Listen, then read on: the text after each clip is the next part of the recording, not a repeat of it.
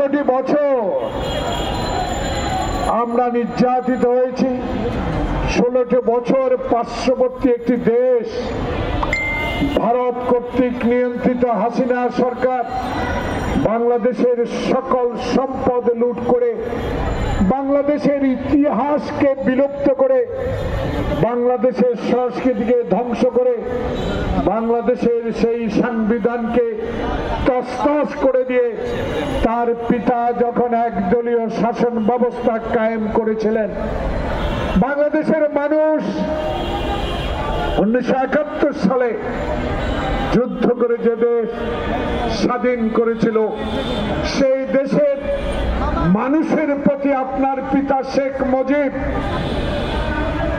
আপনার দল আওয়ামী লীগ যেভাবে পার্শ্ববর্তী দেশের ভারতের কাছে নথি স্বীকার করে বাংলাদেশের অস্তিত্বকে বিলীন করে দেওয়ার অপচেষ্টা আপনি লিপ্ত ছিলেন। আপনার পিতা বিদায় নিয়েছে, কিন্তু সেই পিতার চাল চলন আপনি ত্যাগ করতে পারেন নাই।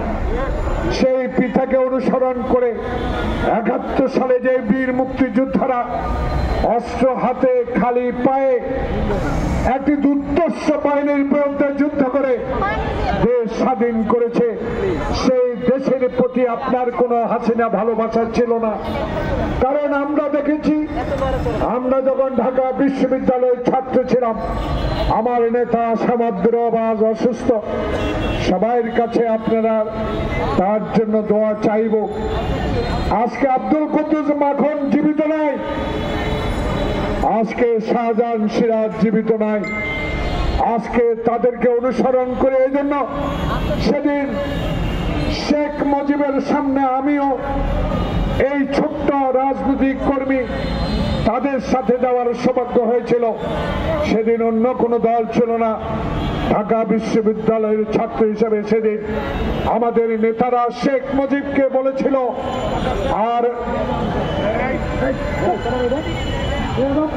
আর রক্তক্ষরণ নয়। পূর্ব পাকিস্তানের মানুষ 47 সালের পর থেকে আজকে নির্যাতিত, 22 পরিবারের নামে লুণ্ঠন করে নিয়ে যাচ্ছে। পূর্ব পাকিস্তানের মানুষের প্রতি পশ্চিমাদের কোনো ভালোবাসা ছিল না। এখন এই সময় আসুন আমরা এই পাকিস্তানকে বাংলাদেশ নামে স্বাধীন ঘোষণা করি। প্রিয় বন্ধুগণ, সেদিন শেখ মুজিবুর রহমান আস্ফালন করে বলেছিলেন, আমি আন্দোলন সংগ্রামে ছিলাম, আমি অস্বীকার করি না। সেদিন বলেছেন পাকিস্তানের প্রধানমন্ত্রী 1 মিনিটের জন্য আমাকে হতে হবে। প্রিয় বন্ধুগণ, সেদিন 71 সালের 25শে মার্চ এই অঘটন ঘটত না। সেদিন আলোচনার নামে শেখ মুজিবের সাথে ভুট্টো গঙ্গেরা অস্ত্র নিয়ে আসলো, সেনাবাহিনী নিয়ে আসলো, টেরও পেলেন না শেখ মুজিব, কারণ তার ধ্যান ধারণা ছিল একক সংখ্যাগরিষ্ঠতা পেয়েছি, পাকিস্তানের প্রধানমন্ত্রী আমি তো হব। প্রিয় বন্ধুগণ, সেই দল আওয়ামী লীগ, যেই দল কোনদিনও মানুষের অধিকার, মানুষের স্বাধীনতার প্রতি বিশ্বাস ছিল না। শেখ মুজিব নিজে বলেছে লন্ডনে এসে সেই সাংবাদিককে কি হয়েছে বাংলাদেশে। প্রিয় বন্ধুগণ, আজকে আমাদের দুঃখ হয় আওয়ামী লীগকে নিয়ে, যে আওয়ামী লীগ বাংলাদেশের স্বাধীনতার সপক্ষের লোক দাবিদার, যে আওয়ামী লীগ শহীদ প্রেসিডেন্ট জিয়াউর রহমানের মতো একজন সৎ ব্যক্তি, যে আওয়ামী লীগ অস্ত্র হাতে জিয়া দেশের স্বাধীনতা ঘোষণা করে যুদ্ধ করেছেন, সেই জিয়াকে উঠে শেখ হাসিনা পাকিস্তানের দালাল বলেছেন। প্রিয় বন্ধুগণ, স্বাধীনতা যুদ্ধে কারা ছিল? এদেশের জনগণ হাফ প্যান্ট পরে খালি পায়ে, তামাল ছেলেরা, কৃষক, জনতা, শ্রমিক সেদিন পার্শ্ববর্তী একটা দেশে আশ্রয় নিয়ে, ট্রেনিং নিয়ে, 7 দিনের মাথা অস্ত্র হাতে নিয়ে যুদ্ধ করে অকাতরে জীবন বিসর্জন দিয়ে আপনার পিতাকে সেদিন ক্ষমতায় বসিয়েছিলেন। কিন্তু আপনার পিতা সেই জনগণের যোগ্যতা, সেই জনগণের ভালোবাসার প্রতি লুণ্ঠিত হয়ে সেদিন এক দলীয় শাসন কায়েম করে বাংলাদেশের সকল সংবাদপত্র বন্ধ করে দিয়েছিলেন। প্রিয় বন্ধুগণ, ইতিহাস কথা বলে। শেখ হাসিনা আপনার ইতিহাস এখন এই তরুণ প্রজন্ম কথা বলে, কারণ কথা বলার সময় এসেছে। 16 বছর আপনি তো আমাদেরকে কথা বলতে দেন নাই, তবুও আমাদের নেতা, আমাদের নেত্রী খালেদা জিয়া, তারেক রহমানের দুঃসাহসিক সাহস আমাদেরকে রাস্তায় রেখেছে। আমরা আল্লাহ ছাড়া কারো কাছে মাথা নত না করে এই রাজপথে এই মানুষের পক্ষে 16টি বছর কাজ করেছি। প্রিয় ভাইয়েরা, সেদিন শেখ হাসিনা ইলিয়াস আলীর গুমে তার অবুঝ সন্তানের চোখের পানির দিকে একদিনও তাকান নাই। চৌধুরী আলমের আজকে এই কমিশনারের মর্ম বুঝবে। সেদিন চৌধুরী আলমকে যখন গুম করে নিয়ে গেলেন শেখ হাসিনা, আপনার সরকার একটিবারও তার পরিবারের দিকে তাকালেন না। হাজার হাজার লক্ষ লক্ষ বিএনপির নেতা কর্মীরা আয়না করে হারুন, ওই বিপ্লব যাদের নির্যাতনে চোখ হারিয়েছে, পা হারিয়েছে, কিডনি হারিয়েছে, অসুস্থ হয়ে পড়েছে, রিলিজ হওয়ার পর জীবন তো শেষ হয়ে গেছে। সেই আওয়ামী লীগ শেখ হাসিনা বাংলাদেশের ইতিহাসকে বিকৃত করে ওই ভারতীয় তাবেদার বাহিনীর কাছে, ওই তাবেদার তথাকথিত রাজনৈতিক নেতাদের কাছে শেখ হাসিনা আত্মসমর্পণ করে বাংলাদেশে কত যে চুক্তি করেছে। মনমোহন সিং, মোদী, সুজাতা সিং, আপনারা ইতিহাস কি জানেন না? আপনারা মুক্তিযুদ্ধের সময় আমাদেরকে সহায়তা করেছেন, অস্বীকার করি না, কিন্তু মুক্তিযুদ্ধ শেষ যেদিন হয় রেসকোর্স ময়দানে আমি বিশ্ববিদ্যালয়ের ছাত্র, কাছেও আসতে পারি নাই, সেদিন আমাদের উসমানীকে কেন সাথে রাখা হলো না? এইসব প্রশ্ন উঠে আসছে। এই কারণে ভারতের কাছে আপনি আত্মসমর্পণ করার এটাই পরিকল্পনা ছিল।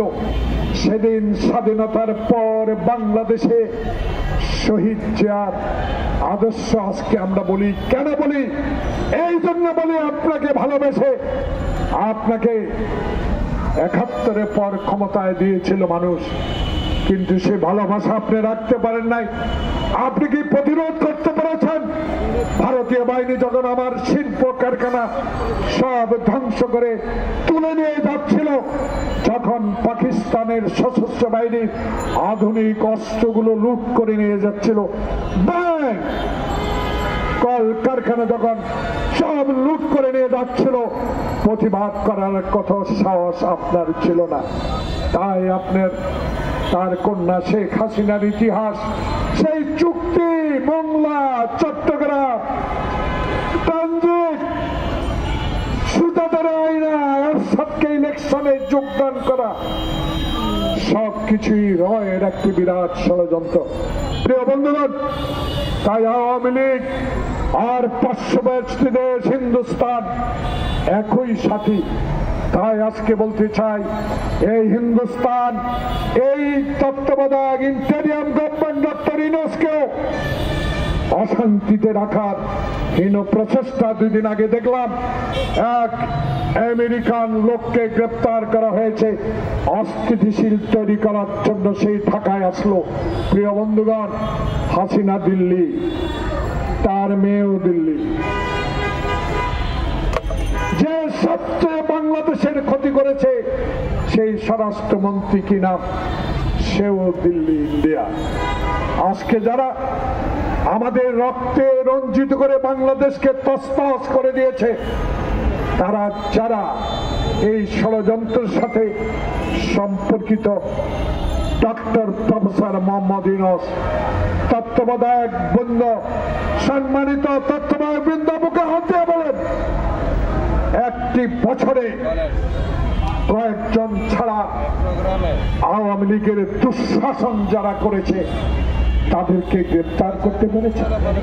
এখনো সচিবালয়ে আওয়ামী লীগের প্রেতাত্মা, যে আওয়ামী লীগ সংবাদপত্র চিনে না, সাংবাদিক চিনে না, যে আওয়ামী লীগ সংবিধান মানে না, যে আওয়ামী লীগ নিজের পিতাকে জাতির পিতা ডিক্লেয়ার করে, যে আওয়ামী লীগ গণতন্ত্রে বিশ্বাস করে না, সেই আওয়ামী লীগের প্রেতাত্মারা কি করে প্রফেসর মোহাম্মদ ইউনূস, আপনি আমার লোক নয়, আপনি 18 কোটি মানুষের লোক। সেই 18 কোটি মানুষের অভিব্যক্তি হলো এক, যারা আপনার ঘোষিত ফেব্রুয়ারির নির্বাচনকে বানচাল করার হীন প্রচেষ্টা করছে, তারা এখনো এখান থেকে 500 ফুট দূরে অবস্থান করছে। নির্বাচন কমিশন প্রধান, আপনি ইতিমধ্যে গ্রহণযোগ্যতা অর্জন করেছেন, কিন্তু আপনার নির্বাচনের ট্রেন যখন আমরা উঠলাম, নির্বাচনের ম্যাপ যখন ঘোষণা করলেন, এরা আবার তড়িৎ গতিতে শেখ হাসিনার সাথে আলাপ করে প্রস্তুতি নিচ্ছে আপনার নির্বাচনকে বানচাল করার জন্য। তাই বাংলাদেশে যারা আন্দোলনে ছিলেন, হয়তো এখন কিছুটা দূরত্ব হতে পারে, আমি আবেদন জানাবো একজন মুক্তিযোদ্ধা হিসাবে বাংলাদেশকে ভালোবাসেন, বাংলাদেশের মানুষকে ভালোবাসেন, আসুন হাসিনার মতো কথা বলে আমরা সরকারে যেতে চাই না। তাই আমার নেতা তারেক রহমান বলেছে, বাংলাদেশে আমার ভোট আমি দিব, সেই ভোটে আমি নির্বাচনে যদি জয় লাভ করতে পারি, যারা 16 বছর আওয়ামী অত্যাচারে অবিচারে নিজের সন্তানকে বুকের থেকে টেনে নিয়ে হাসিনা জবাই করেছে, তাদের বিরুদ্ধে আমাদের লড়াই। প্রিয় বন্ধুগণ, আমি মন্ত্রী চাই না, এমপি চাই না, আমি তারেক রহমানকে এই বাংলাদেশের প্রেস ক্লাবের সামনে থেকে বলতে চাই, আপনি শহীদ জিয়ার সন্তান, আপনি আপসী নেত্রী খালেদা জিয়ার জ্যেষ্ঠ সন্তান। 16 বছর আগে আপনার কনিষ্ঠ ভাই আরাফাতকে যখন 111 সরকার ষড়যন্ত্র করে জীবন থেকে নিয়ে গেছে, আপনাকেও এই মঈন, এই ফখরুদ্দিন, যারা আপনাকে মেরুদণ্ড ভেঙে জীবন শেষ করতে চেয়েছিল, রাখে আল্লাহ মারে গে। আপনি 16 বছরে যে অভিজ্ঞতা, 16 বছরে আমাদের নেতা কর্মীদেরকে উৎসাহ দিয়ে মা হারা, সন্তান হারা, ভাই হারা পরিবারকে সান্ত্বনা দিয়ে আপনি 16 বছর এই ডানে বামে সামনে নেতা কর্মীদেরকে উজ্জীবিত রেখেছেন। তারই ফল বাংলাদেশের 18 কোটি মানুষ আপনার জন্য দোয়া করে। ইনশাআল্লাহ শহীদ জিয়াকে যেমন, খালেদা জিয়াকে তেমনি বাংলাদেশের মানুষ সততা আপসীনের জন্য ভালোবেসেছে।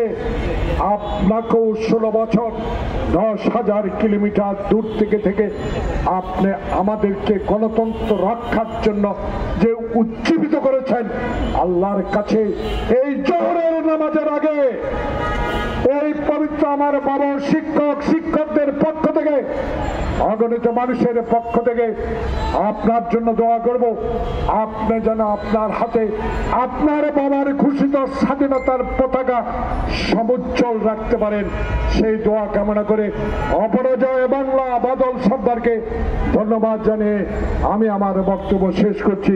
আল্লাহ হাফেজ। বাংলাদেশ জিন্দাবাদ। নিউ ইয়র্ক থেকে সম্প্রচারিত TVN 24 টেলিভিশন বিশ্বজুড়ে বাঙালির কণ্ঠস্বর।